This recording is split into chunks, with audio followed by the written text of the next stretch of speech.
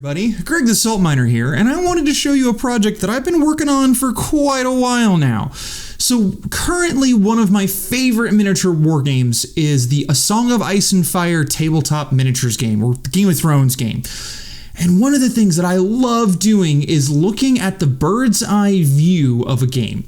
And this one in particular is really intriguing to me because it's got a kind of a small but a very loyal and very passionate fan base. And the game is going into a really healthy third year. And we've seen lots of expansions and new armies and all kinds of awesome new stuff coming out for the game. And I've been really interested in looking at the top-down bird's eye, like big macro view of the statistics of the game. So for the last few months now, I have been scrounging around the internet, finding all of the tournaments that have been reported.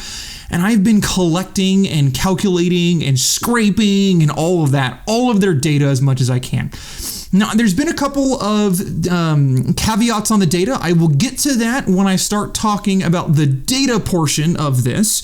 But I kind of want to go over the TLDR section real quick. Now, I know on screen I'm showing you a lot of numbers and a couple of graphs, and there's a lot going on. Don't worry, that's why I'm here. I'm going to walk you through the whole thing. It's actually a lot simpler than you think because we're only actually paying attention to a couple of numbers. So the first big thing that I want to call attention to is actually this graph right here on the bottom left, this pie chart. And this is the percentage share of faction attendance in all of the tournaments that I collected data for. Now, I collected data for over 2,000 games that were played between 1.6 and 1.7 in 2020. Now, I know that a couple of tournaments are still going on Tabletop Simulator at the time of recording. I've decided to not worry about trying to get their data collected because we're right in the middle of the preview series for the 2021 update, and I know a lot of people are really excited for that. I am too. So I kind of wanted to take a snapshot of 2020 and kind of freeze that in time before I get ready to reset all of my data collection and start collecting all of the data for the events going forward with the 2021 update. Now, if it takes too long to come out, I may come back and revisit this video with a couple of the additional events, but I really wanted to take this time and look at the year's worth of data that I've collected. So, over 2,000 games. So what's really interesting is Lannister and Stark have 21% of all of the tournament games recorded. I mean, they were the first factions released. They're incredibly popular. It's not that big of a surprise. But Baratheons came out of nowhere. They're one of the younger armies, and they have a massive 16.7% share. Now, I'm not trying to say that I have all of the data of all of the games in all the world, but of all of the games that I'm looking at, Baratheons have 16.73% of all of those games. Followed up by Night's Watch with 15.64, fan favorite, Free Folk, and then neutrals coming in unsurprised. I forgot the Targaryens. I forgot my own faction. How dare I? At 9.39, and then neutrals at 4.69. Now, neutrals is not that surprising. They are the smallest faction. They have the least number of commanders. They have the least amount of units. All of those kind of things. Targaryens, also not super surprising that they have a lower attendance. They're a younger army with an all-cavalry starter box. They kind of skew towards certain playstyles, not as attractive to every player, things like that. Okay, so the other big thing that I want you to look at is I want you to look at win percent, which is this column right here. Now, this is the average win percent of every game logged for these factions. Yes, it does include mirror matches. Unfortunately, the spreadsheet that I'm running is not able to detect a mirror match and exclude it. So they are included. There's not much that I could really do about that with the system of spreadsheets that I am including. What's interesting to me is that if you were to ask the average player on Facebook or in Discord or things like that, they would say that Starks are winning all of the events, Starks are OP, Starks need to be nerfed, rah, rah, rah, rah, rah. That was the big rabble-rousing cry throughout most of 2020. What's interesting is my data doesn't support that. Now, yes, I understand. You're saying, hey, Greg, they're looking at 55% win rate here. Like, they've got the highest win rate of anybody else out there. You're not wrong. They do have the highest win rate, but they're only 55%. When we look at the average win rate, I know that my average here says 47.3. It's because draws are counted as a loss, so it's kind of messing with the numbers. Again, it's just the way that I designed my system. The average win rate should be 50%. So Starks are only 5% above that average win rate. 5% is not statistically significant. I ran a whole bunch of really boring numbers that if you really want to get into the standard deviations and all that kind of stuff, yada, yada, yada. What it comes down to is, according to the data that I have, kind of around 8% is where we start looking at statistically significant. So we're looking for things that are 8% above or below that 49-50% kind of average that we're looking at for win rate. So I don't see any faction that is above that magical 8%. However, I do see some that are below. And this is where I have a couple of concerns. Neutrals are on the bottom of the heap. Now, one quick caveat on neutrals. I only had 36 players. Less than 5% of all games logged were played by neutral players. So there's not a significant amount of data here to really make any real analysis. However, that 38.14% is concerning to me. So I am very hopeful that the 2021 update is going to give some love to some neutrals. Hopefully we'll get a couple cool synergies with Vargo and Dario and their Stormcrows and Bloody Mummers, and we'll see some neutral players jump onto the table. Because I don't know about you, but I know that I have everything I need to play a neutral army.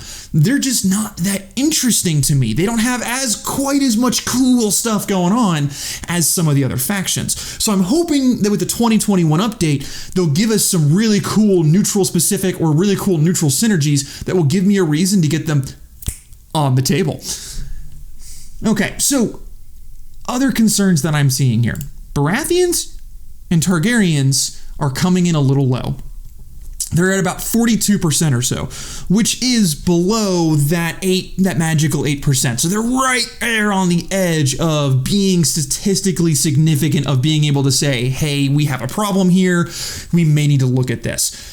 One other thing I want to call out is the 16% of Baratheon games logged means I have about almost twice as much data for Baratheons.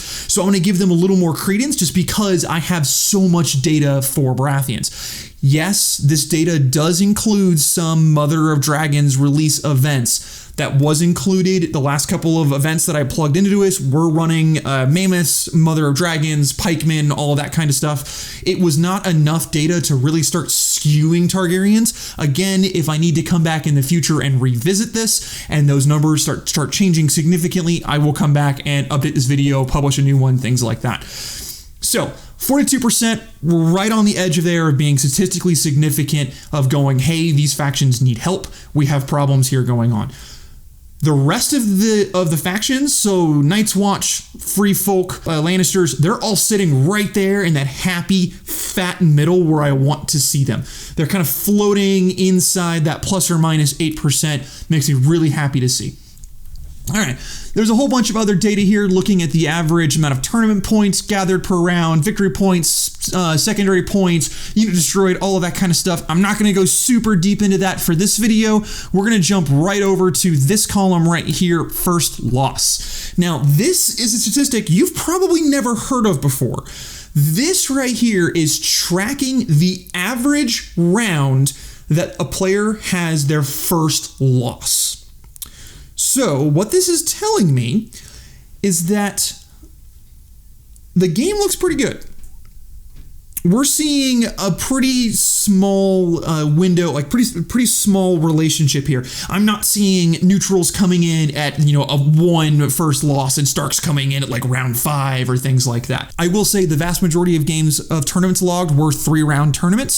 So Starks being at 2.23 is a really good indicator of that they're performing strong, as the rest of our numbers are bearing out here. One thing I will note is that if a player went undefeated, their first loss was the number of rounds plus 1. So if a player won a 3-round event undefeated, their first loss was plugged in as 4. This is just that way that I was able to add additional data. It is still going to increase that first loss average amount because they did indeed have their first loss at a very high number. All right, so the next column I want you to pay particular attention to, and this is where I'm going to spend the majority of my time focusing, is this thing called TWIP. TWIP? I'm not sure. This is a really cool statistic that I can take absolutely no credit for. This was actually developed by the guys that are running AOS Shorts? Not ASOIF. What am I doing? This was developed by the group behind AOS Shorts, which is the Age of Sigmar Shorts. They have a wonderful podcast and a website and all of that. It's really cool. If you're into Sigmar, you're into statistics, go check them out. They're awesome.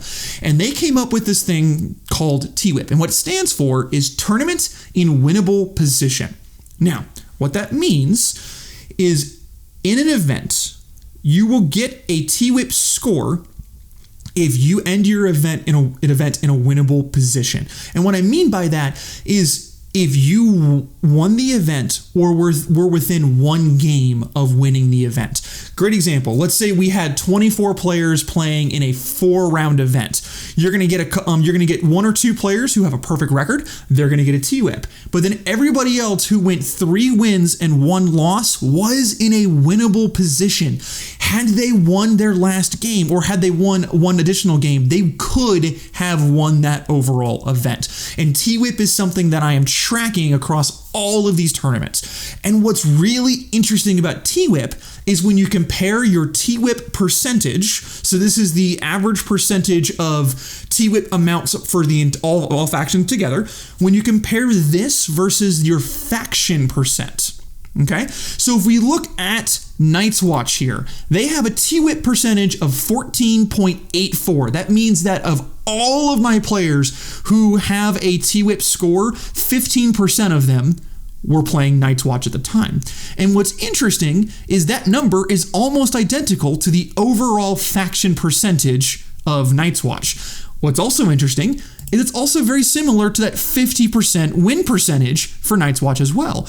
What all of that's going to get me is a TWIP ratio of 0.95. And this TWIP ratio is that one distilled down number that I really want to talk about. In a perfect world, in a perfectly balanced game, when Thanos' dream, every faction would have a TWIP of exactly 1. And what that means is the percentage of players who have a TWIP score is the same as the percentage of players at the event. And what this means is that there's an equal distribution of, let's say, Night Watch players in the top 4 or top 8 of a larger event, the same distribution as players in all of the middle 4 or 8, the bottom 4 or 8, and the very, very bottom. You want to see these equal distributions because that means that player skill is driving the faction to the top, not lack of internal or external balance. Okay? When I'm talking about internal balance, what I mean is the balance of inside of a faction. Is one commander stronger in comparison to another? Is one attachment better than another? Is one NCU better than another? External balance is the difference between factions or commanders in this case. So is Jon Snow performing better than Tormund Giantsbane? Things like that. So in our perfect world, our TWIP ratios would be at exactly 1. And so when I combine all of this data of the TWIP ratio, the faction percent, the win percent, and things like that, I can start looking at some very interesting numbers. And one of the things that I want to call out and I want to mention is Starks. Now, you're probably thinking to yourself, Greg, you've already been talking about Starks. You talked about how they had a 55% win rate and blah, blah, blah, blah. You may have noticed they have a very high TWIP ratio, 1.42. Again, that is significantly high when we look into relation of our perfect ratio of 1. Their win percentage is also high, and their faction percentage is also high. So I would expect their TWIP to be a little high as well. What's interesting is when I compare this to a TWIP of the Free Folk, which is actually insignificantly larger than the TWIP of House Stark. What's interesting, though, is their faction percentage is not. So what this tells me is that there are more skilled players who are placing high in events compared to a normal distribution of free folk external balance. Okay, let me run you through that. That's kind of a little complicated. So what I am saying, the analysis that I am pulling from this statistical data, I am saying that free folk as a faction should not have a TWIP ratio that high. But the fact that the TWIP ratio is that high tells me that there are several skilled players who are playing free folk and placing high in these events that are inflating their TWIP percentage score. Because remember, I want to see this TWIP percentage be the same as the faction percentage. Okay? And that's one of the really interesting things that I can look at doing this kind of statistical analysis. I can look at things and make educated guesses saying, hey, Starks may need to be tuned down just a tad, but free folk are probably doing just okay. There's just a couple of really skilled players who are artificially increasing that TWIP score. And you can look at the same, and you can flip that on its head, and you can look at it the other way around. Or if we look at neutrals, for example, neutrals have a very, very low win percentage. They have a very incredibly low faction percentage, but they've got a TWIP. That neutral player is carrying all of the other neutral players on their back, and he's doing good work. Awesome. So if you want to go more into depth on my data, I'm actually going to be posting all of my data so you can download it and go through it yourselves and let me know what you think of it.